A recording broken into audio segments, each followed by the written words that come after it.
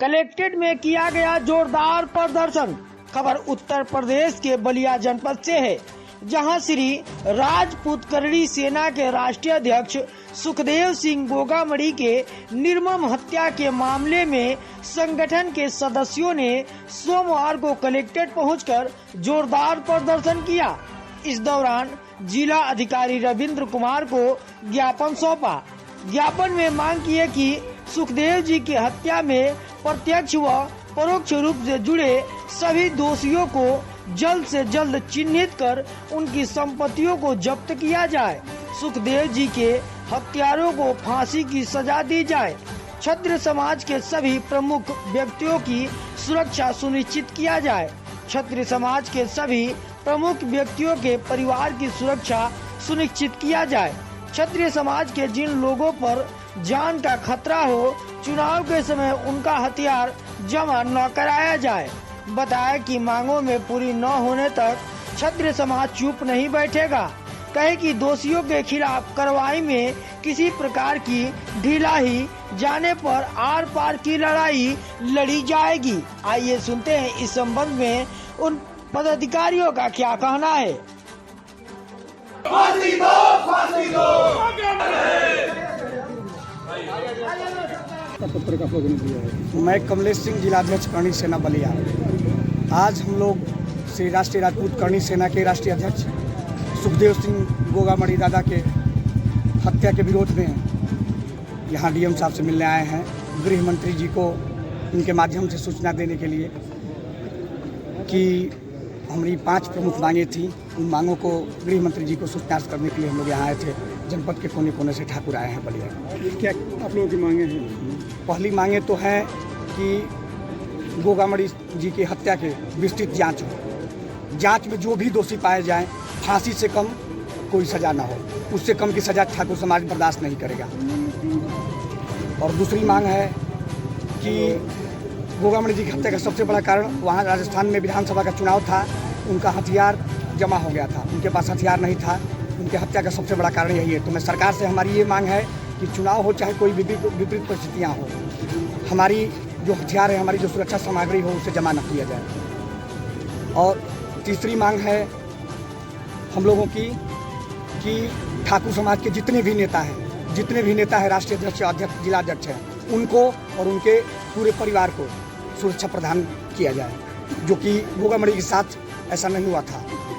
उनको पंजाब पुलिस ने पहले अलर्ट कर दिया था कि इनकी जान का खतरा है, लेकिन उसके बाद भी राजस्थान पुलिस ने, राजस्थान की बेशर्म सरकार ने उनको सुरक्षा नहीं दिया, जिसकी वजह से उनकी हत्या हो गई। ये हमारी प्रमुख मांगे हैं। और एक मांग है कि क्षत्रिय समाज के साथ हरदम अन्याय हुआ है। कभी धर्म के नाम पर, कभी जात के नाम पर क्षत्रिय समाज के साथ हरदम अन्याय हुआ है। 2 तरफा कार्रवाई हुई है। इस देश का दुर्भाग्य है, देश का राष्ट्रपति जब कहता है कि मैं दलित हूँ तो सदन में तालियां बजती हैं, लेकिन वही ठाकुर समाज का कोई नेता ठाकुर कहता है तो उसे जातिवादी कहा जाता है। ये हमारा दुर्भाग्य है। इस तरह का भेदभाव हमारे साथ ना हो। छत्तीस समाज 36 कौम की लड़ाई लड़ता है। भाइयों, हमें जातिवादी कहा जाता है। कैसे जातिवादी हम हो गए? हमने वर्ण व्यवस्था को उत्पन्न किया था। वर्ण व्यवस्था में क्या व्यवस्था थी? हमारे बड़े भाई रजनीकांत भैया ने इस बात की जानकारी मुझे दी। ये बताइए, हम कहाँ से जातिवादी हो गए? जब हमारे घर बच्चा होता था तो उसको हरिजन परिवार, जिसको चमैन दादी हम लोग कहते थे, वो नाड़ काटने आती थी। पानी भरने के लिए कमकर समाज को बुलाया जाता था। मिट्टी के बर्तन बनाने के लिए कुम्हार समाज को बुलाया जाता। 36 कौम को 36 काम देने का काम हम लोग किए। और हम जातिवादी हैं? नहीं, हम जातिवादी नहीं हैं। हम हिंदूवादी हैं और इसी का बलि हम चढ़ते हैं। हम राष्ट्रवादी हैं। तो अभी आपने डीएम साहब को पत्र दिया क्या आश्वासन? हाँ, डीएम साहब ने आश्वासन दिया कि गृह मंत्री जी को ये आपका पत्र भेज दिया जाएगा और आपकी प्रमुख मांगे वहाँ रखी जाएंगी। अगर ये मांगे हमारी पूरी नहीं होती है, गोगामड़ी के हत्यारों को फांसी से कम की सजा मिलती है, तो पूरा देश के पूरे क्षत्रिय सड़क पे उतरेंगे और सड़क से सदन तक इसकी लड़ाई लड़ी जाएगी। एक वर्ग के प्रतिनिधि के रूप में यदि कोई भी व्यक्ति खड़ा है तो वह सर्व समाज का प्रतिनिधि है, क्योंकि किसी भी एक वर्ग को कमजोर करके या एक वर्ग का अवमूल्यन करके या एक वर्ग को नज़रअंदाज करके या एक वर्ग के प्रगति को आप रोक कर सर्व समाज की उन्नति आप नहीं कर सकते। हत्या जैसे अपराध को किसी भी तर्क के द्वारा, किसी भी तथ्य के द्वारा उचित नहीं ठहराया जा सकता। चूंकि भारतीय संविधान सार्वजनिक तौर पर फांसी की व्यवस्था नहीं रखा है, हमारी एक सर्व समाज के प्रतिनिधि के तौर पर यह भारत सरकार से मांग है कि आज आज़ादी के 7 दशकों के बाद भी जब एक सर्व समाज का एक प्रतिनिधि सुरक्षित नहीं है तो आम व्यक्ति की हम बात क्या कर सकते हैं। और इसको रोकने का एकमात्र तरीका है कि चूंकि अपराध सर्व समाज के दायरे में सबके सामने होता है तो उन्हें दंड भी सर्व समाज के सामने दिया जाए। जब तक हत्यारों को सार्वजनिक तौर पर फांसी नहीं होगी तब तक हत्यारों के अंदर यह भाव नहीं जगेगा कि हम हत्या करेंगे तो हमें दंड मिलेगा। उन परिवारों के अंदर डर का भाव नहीं पैदा होगा जो अपने बच्चों को बचपन में गलत कार्यों को प्रोत्साहित करते हैं और आगे चलकर वही लुटेरा होता है, डकैत होता है, पेशेवर अपराधी होता है, कॉन्ट्रैक्ट किलर होता है।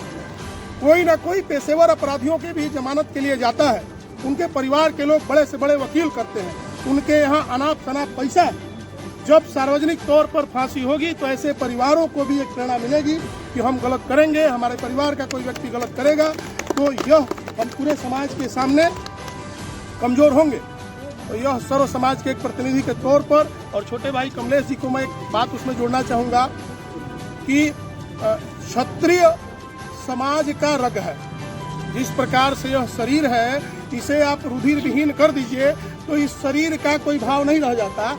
उसी प्रकार क्षत्रिय समाज का अंग है और उसे आप सिर्फ एक राजपूत के दायरे में मत बांधिए।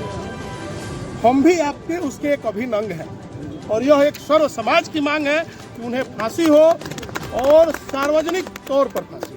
आप सबका तो अपराधी चाहे कोई भी हो, चाहे लॉरेंस बिश्नोई हो, रोहित गोदारा हो, चाहे कोई भी हो, हमारी अधिकारी या कोई भी पेशेवर जो जेल में रहते हुए हत्याएं करा रहा है, अगर ऐसे लोगों को हमारे गृह मंत्री, हमारे प्रधानमंत्री, मुख्यमंत्री अगर सजा नहीं देंगे तो आक्रोशवश हमारा पूरा समाज सड़कों पर उतरेगा और हमें अपने हाथों से उन अपराधियों को हत्या देने के लिए विवश हो जाएंगे।